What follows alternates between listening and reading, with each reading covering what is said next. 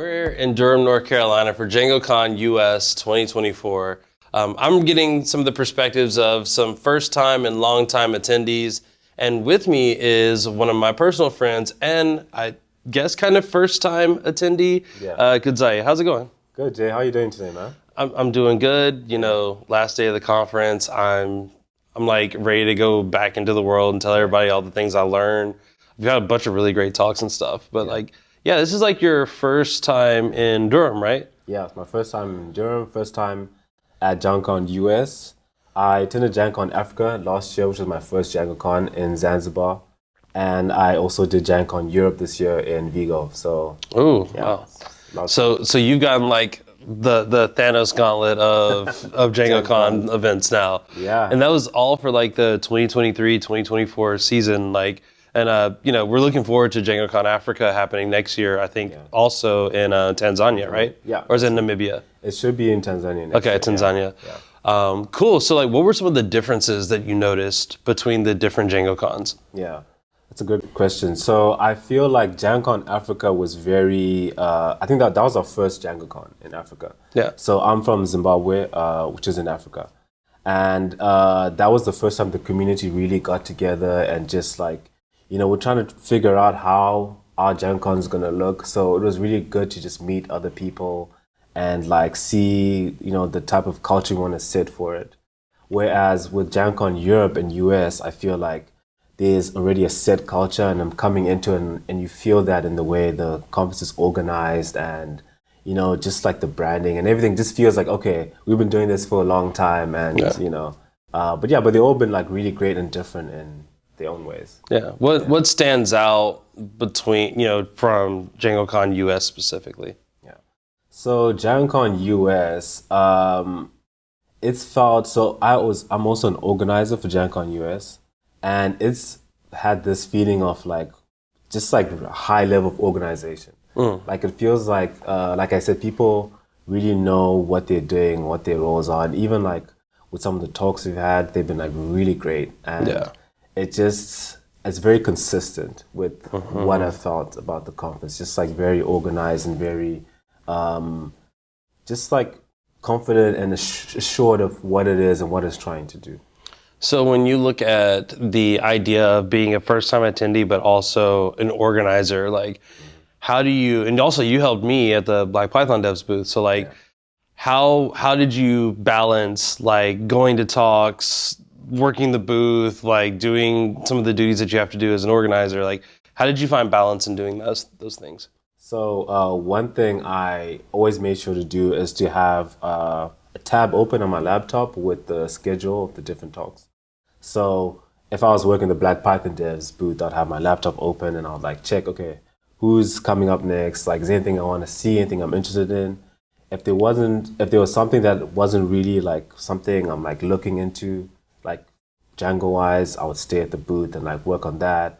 Maybe I'll try network, have conversations with people. But if I'm like, okay, this is a talk I really want to attend, then I'll tell AJ I'm out. And then I'll go inside. Luckily our booth is pretty like flexible. Like we always try to make sure we can like let people go and like see the talks they really want to see. So it definitely helps to just be aware of like what's happening, like what talks are there, like what do you want to attend, what are you trying to get out of the conference, and I think it also helps that in both organizing and like booth duty, you're not the only one there. I think that's one of the things where I tend to be more favored of like the hallway track, so I don't necessarily go to a lot of talks, but like I also like that's just my style of going to conferences like this. Like I get restless, my feet get like all twitchy and stuff, so like it's really hard to sit down and like go to talk back to back to back to back to back. But it is nice to be able to like check in a talk that I really want to see, go work the booth, and again, like, people who are attending for the first time, you're probably not going to have a booth that you have to work, but there are things like the quiet room and like, wherever the event will be, it won't be in Durham next year, but there will be places like you can just go outside, you can get some fresh air, go to the local coffee shop, grab you something to drink. Usually like there's like a snack area at the conference as well. So like you don't have to feel like you're rushed to really be just constantly hitting talks. Yeah. And I think it's also really good to just be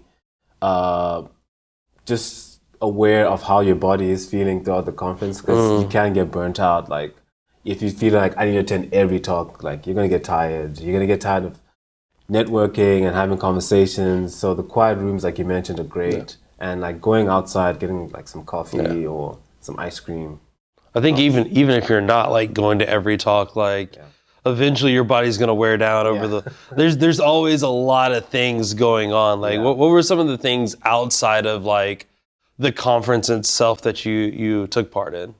So there's been a lot of like social events that have happened. Like we've gone off for dinner quite a few times. Like with the Black Python devs guys, we've done that. There's been obviously like organizers dinners, but it's also like people just like saying, hey, let's go to an arcade and let's play some let's play some games, you know, or people wanting to go like to a rooftop and just hang out. So the social element is like one of my favorite parts of like these conferences, especially with DjangoCon US. I think a lot of people that attend this conference are ready and willing to like meet new people and engage and like find out about you and like what you're doing. So you don't have to be like shy about like, you know, going up to someone and saying, hey, this is who I am, this is where I'm from. Like people are pretty warm and welcoming. Awesome. Was there like a particular like talk or conversation you had while you were at the conference that kind of stands out amongst the others?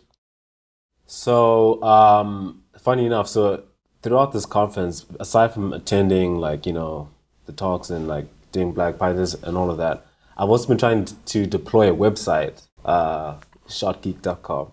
And we could remove that. No, absolutely not.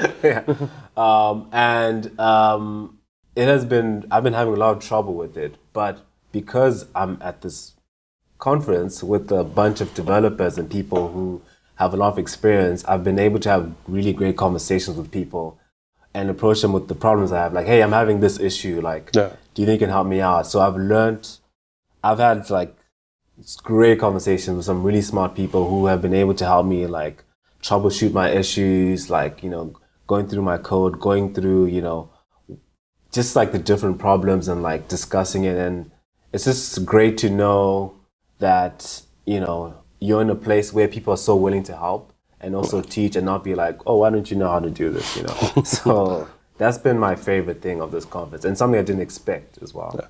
Yeah, I think one of the things that you'll find in the Django community is that like, oh, that's easy isn't really a way that we operate. Like it's not a thing that we do. But everyone is like super willing to help and super willing to like provide that experience. And like there's no task that's too small or too easy.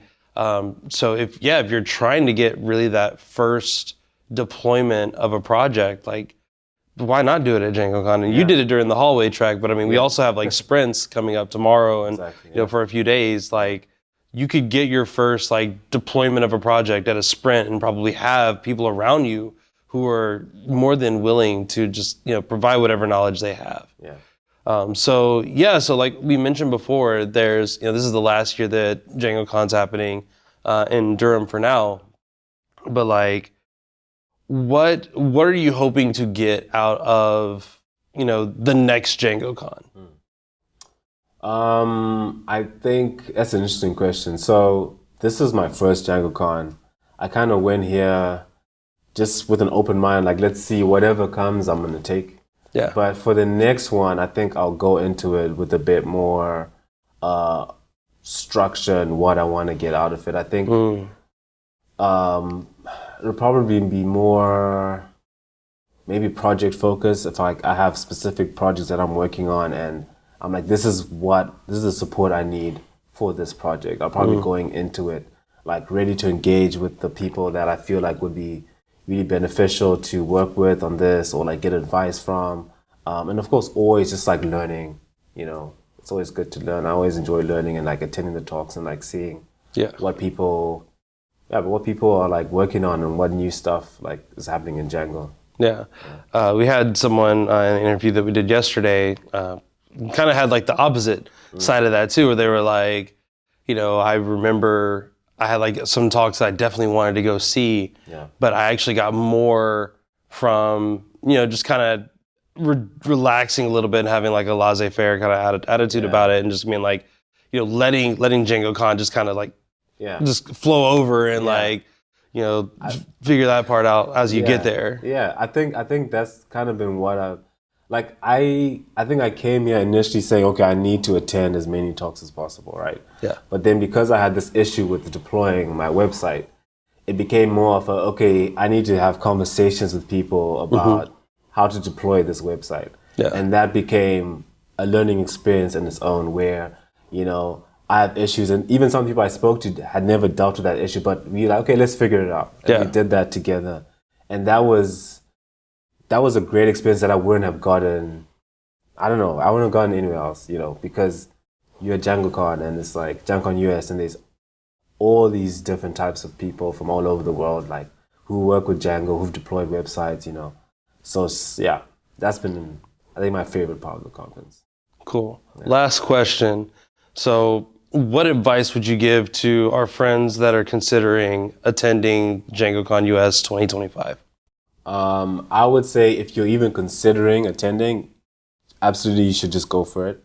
I don't think it's something that if you're someone that is remotely interested in Python or Django, you shouldn't like rule yourself out of. Like, you're never too inexperienced to attend one of these conferences. It's always very beginner friendly at all levels. Like, you can speak to the most advanced people. You can speak to someone that says, hey, I've never actually used Django before, but I just came through because I'm interested. So yeah, and if it's a financial issue, they've got a lot of like grant opportunities. I received a travel grant to get here as well. So yeah, I think go for it. Absolutely. Oh, I love it. Well, thank you so much for chatting with me, and thank you for watching this. Again, you're probably watching this on our YouTube channel, so make sure you subscribe. There will be more content like this. But also, we'll have probably some recaps coming from DjangoCon 2024. And until then, or until next time in DjangoCon 2025, I'm Jay Miller, and my guest with me is Kudzayi Bamhare. Thank you so much for checking out with us. Thanks, guys.